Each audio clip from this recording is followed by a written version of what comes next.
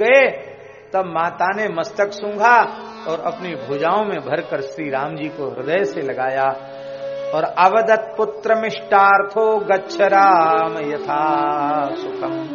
बेटा राम, तुम्हारे अभीष्ट की सिद्धि हो, तुम सुख पूर्वक जाओ, तुम्हारे सभी मनोरथ परिपूर्ण हो। जाहु सुखेन बनहि बलि जाऊं, करि अनाथ जन परिजन गाऊं। जहां जा रहे हो उसे सनाथ कर जाओ, और जो छोड़ के जा रहे हो उसे अनाथ बना के हे रघुनाथ तुम जाओ।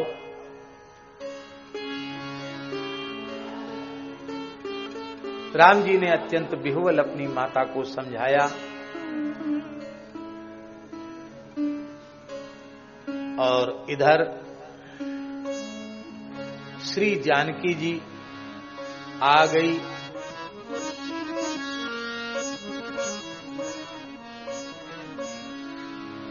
श्री जानकी जी की सुकुमारता को देखकर माता कौशल्या फिर अत्यंत विह्वल हो गई। ये आई हैं तो ये मानेगी नहीं, ये जाएंगी अवश्य। कैसे होगा? पलंग पीठ तजी गोद डोरा, सिय नदीन पग अवनी कठोरा।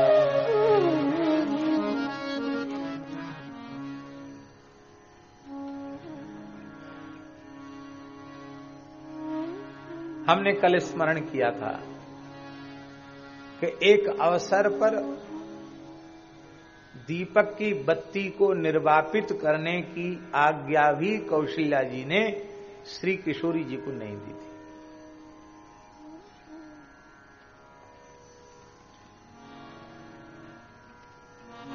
रावण की मां कैकसी, उस कैकसी की बहन का बेटा था संबरासुर, संबर नाम का राक्षस। ये संबरासुर अलग है जो प्रद्युम्न जी का हरण करके, वो अलग है, ये अलग है।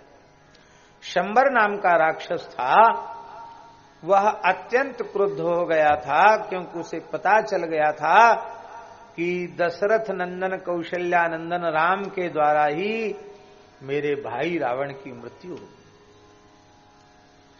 तो क्रोध में भर के अयोध्या पर पत्थरों की वर्षा करता था। उसके उत्पात से अयोध्यावासी व्याकुल थे। तो उस समय श्री नारद जी ने यह आकर प्रेरणा दी थी कि यज्ञ से उत्पात का शमन होगा, वशिष्ठ जी के आचार्यत्व में यज्ञ होगा और यज्ञ में दीपक, जब तक यज्ञ होगा अखंड दीपक रखने की जिम्मेवारी तुम्हारी ज्येष्ठ पुत्र वधू सीता को होगी। और यज्ञ पूर्ण होने के बाद सीता जी जैसे ही दीपक को बुझावेंगी, दीपक बुझेगा और संबरासुर की मृत्यु होगी, संबर राक्षस खत्म हो जाएगा। लेकिन तीनों माताओं ने घोषणा कर दी कि यो मरे चाहे जिए, आप अपनी तपस्या का प्रयोग कीजिए, लेकिन हम अपनी बहू रानी को बत्ती बुझाने की बात नहीं कर सकते। पुरुष को दीपक का बुझाना मना है।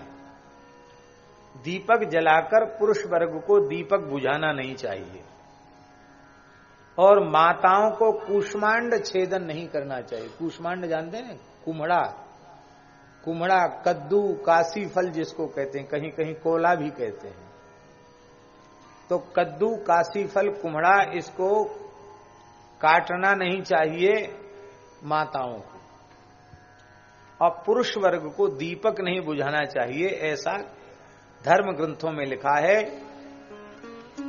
दीप निर्वापणात् पुंसः कूष्मांड छेदना स्त्रियः अचिरेण इव कालेन वंशनाशो भवे ध्रुवम।